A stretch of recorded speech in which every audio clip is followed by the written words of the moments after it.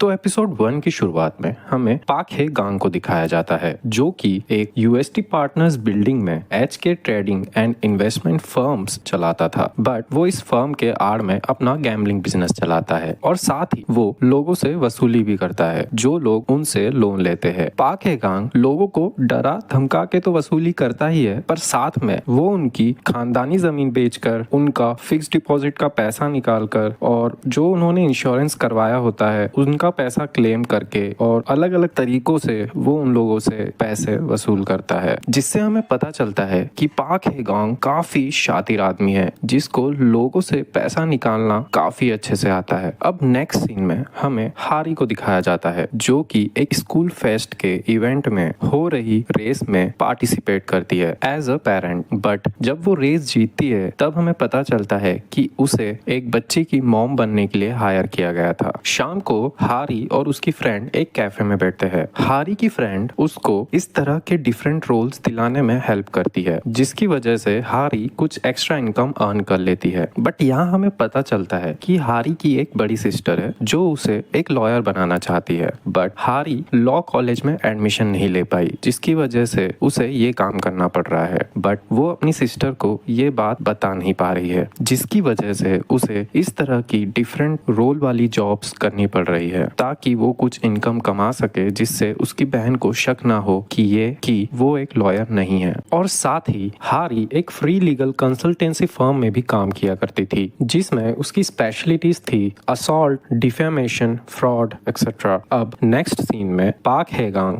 Mister सोन दे-युन, जो कि police agency investigation department के हेड है, उनकी काफी खातिरदारी कर रहा होता है ताकि उसका गैम्बलिंग बिजनेस काफी अच्छे से चलता रहे और उसे कोई प्रॉब्लम ना आए। अब नेक्स्ट सीन में हम देखते हैं कि पाक हे गांग और उसके फादर, जो कि इस गैम्बलिंग बिजनेस के वाइस प्रेसिडेंट है, पर अब वो रिटायर हो चुके हैं, जिसकी वजह से वो अपना काफी टाइम खेल कूद और घूमने फिरने में बिताते हैं और पाक हे गांग और उसके फादर की काफी अच्छी जमती है। अब अगले सीन में हम एक आदमी को देखते हैं जिसको हम लिजार्ड बोलेंगे। इस आदमी ने काफी पी रखी थी, जिसकी वजह से वो काफी शोर मचा रहा था। तभी वहाँ पाक हे गांग आता है। लिजार्ड पाक हे गांग से कुछ पैसे उधार मांगता है ताकि वो अपना गैम्बलिंग का जो गेम है वो कंटिन्यू कर सके, और सीईओ पाक उसे पैसे दे भी देते हैं। अब अगले दिन साउथ कोरिया के कुछ बड़े अधिकारी एक जगह पर मिलते हैं, जिसमें senior secretary for civil affair mister Song, social activist mister Yu, senior journalist mister Lee और प्रोसिक्यूटर जनरल जैसे काफी बड़े लोग एक साथ बैठे थे। बेसिकली इन सभी बड़े अधिकारियों ने मिलकर एक क्लब बनाया है। कुछ टाइम बाद मिस्टर ग्वान, जो कि एक पुलिस कमिश्नर है, वो वहां आते हैं और उन सभी मेंबर्स से एक रिक्वेस्ट करते हैं कि वो उन्हें इस क्लब में शामिल कर ले। बट मिस्टर ली चॉन वॉन ने कमिश्नर को ये कह के मना कर दिया कि जब तक कर तुम हमें 10 बिलियन वॉन लाकर नहीं दे देते तब तक कर तुम इस क्लब के मेंबर नहीं बन सकते। अब मिस्टर ग्वान ये सुनकर काफी हैरान हो जाते हैं, क्योंकि उनके पास इतना पैसा नहीं होता है, और वो ये बात मिस्टर सोन से डिस्कस करते हैं एक रेस्टोरेंट में। यहाँ पर मिस्टर सोन मिस्टर ग्वान को ये सजेस्ट करते हैं कि आपको जो 10 बिलियन वॉन चाहिए वो आपको मैं एक बंदे से दिलवा सकता हूँ, और मिस्टर सोन पाक हे गांग का नाम उन्हें सजेस्ट करते हैं और उन्हें बताते हैं कि यही एक बंदा है जो आपको 10 बिलियन वॉन का जुगाड़ करके दे सकता है। अब उनकी मीटिंग जैसे ही खत्म होती है वैसे ही मिस्टर सोन पाक हे गांग के इन्वेस्टमेंट फर्म पर पहुंचते हैं और उससे डायरेक्ट 10 बिलियन वॉन की डिमांड करते हैं। बट पाक हे गांग उन्हें कहता है कि अभी उसके पास इतना पैसा नहीं है, इसीलिए वो उन्हें नहीं दे सकता।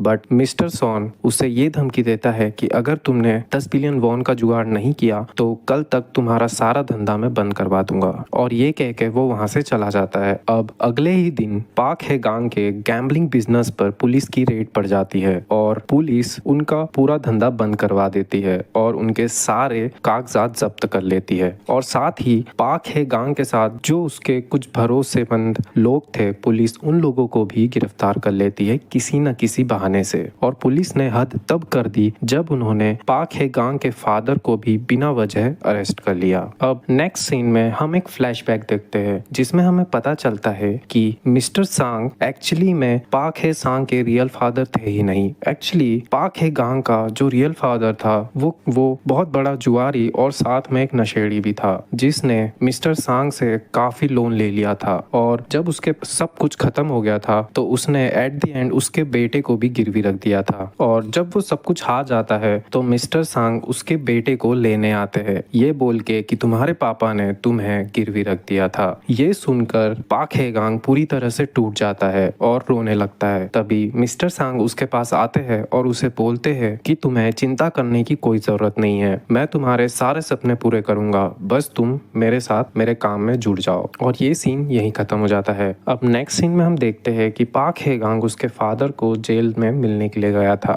यहाँ पर वो उसके फादर से वादा करता है कि वो उन्हें बहुत जल्द ही यहाँ से रिहा करवाएगा और भले ही उसको इसके लिए कितने भी पैसे क्यों ना देने पड़े। ये कहकर वो रात में मिस्टर सोन के पास कुछ पैसे लेकर जाता है तो मिस्टर सोन उसे बोलते हैं कि इतने पैसों से मैं तुम्हारा धंधा तो वापस नहीं शुरू करवा सकता, लेकिन मैं तुम्हारे साथियों को जरूर छुड़वा दूंगा, बट तुम्हारे पापा को मैं तब तक कर नहीं छोड़ूंगा जब तक कर तुम मुझे 10 बिलियन वॉन लाकर नहीं देते थे। ये कहकर वो अंदर चला जाता है और पाक हेगांग पूरी तरह से टूट जाता है। अब पाक हेगांग और उसके साथ ही जो जेल से छूट गए थे वो सभी मिलकर उन सभी कस्टमर से उनके पैसे कलेक्ट करते हैं जिन्होंने उनसे पास्ट में लोन ले रखा था, पर इतने पैसों में उनका काम नहीं हो सकता था। इसीलिए उन्होंने एक प्लान बनाया। उनका प्लान ये था कि पाक हेगांग एक फेक मैरिज करेगा जिसमें काफी बड़े बड़े लोग आएंगे जो कि उन्हें काफी पैसा एज अ गिफ्ट देंगे ताकि उनका 10 बिलियन का टारगेट पूरा हो सके। अब अगले ही सीन में हारी को एक कॉल आता है जिसमें उसकी फ्रेंड उसे बताती है कि उसको एक रोल परफॉर्म करने के लिए मिला है और अगले दिन हारी उस फंक्शन में पहुंच जाती है। यहाँ आकर उसे पता चलता है कि उसे एक दुल्हन का रोल प्ले करना है। पहले तो हारी मना कर देती है बट बाद में पाक हेगांग उसे 5 मिलियन वॉन का ऑफर देता है जिसको सुन के हारी हाँ कर देती है। कुछ देर बाद शादी का फंक्शन शुरू होता है और सभी लोग काफी इंजॉय करते हैं और जब एंड में फोटो शूट होता है तब कैमरामैन दोनों कपल्स को किस करने के लिए बोलते हैं। यहाँ पर पाक हेगांग हारी को बोलता है कि अगर तुम मुझे किस करोगी तो मैं तुम्हें 2 मिलियन वॉन एक्स्ट्रा दूंगा। ये सुनकर हारी उसे किस कर लेती है एंड बाद में हमें पता चलता है कि वो रियल किस थी ही नहीं, बस सभी को दिखाने के लिए उन्होंने एक फेक किस की थी। शादी खत्म होने के बाद जब वो लोग कैश देखते हैं तो पता चलता है कि उन्हें अभी भी 5 बिलियन वॉन की कमी पड़ रही थी और तभी पाक हेगांग को ये याद आता है कि उनका एक वीआईपी कस्टमर जिसको हमने लिजार्ड बोला था उसने उनसे कुछ लोन लिया था, बट पाक हेगांग के कलीग से पता लगता है कि लिजार्ड उन्हें पैसे वापस नहीं दे रहा था और काफी नाटक कर रहा था। इसीलिए रात में मिस्टर पाक और उसकी टीम लिजार्ड को एक बिल्डिंग के टेरेस पे लाकर लटका देते हैं और उससे पैसों की डिमांड करते हैं। यहाँ पर लिजार्ड उन्हें बताता है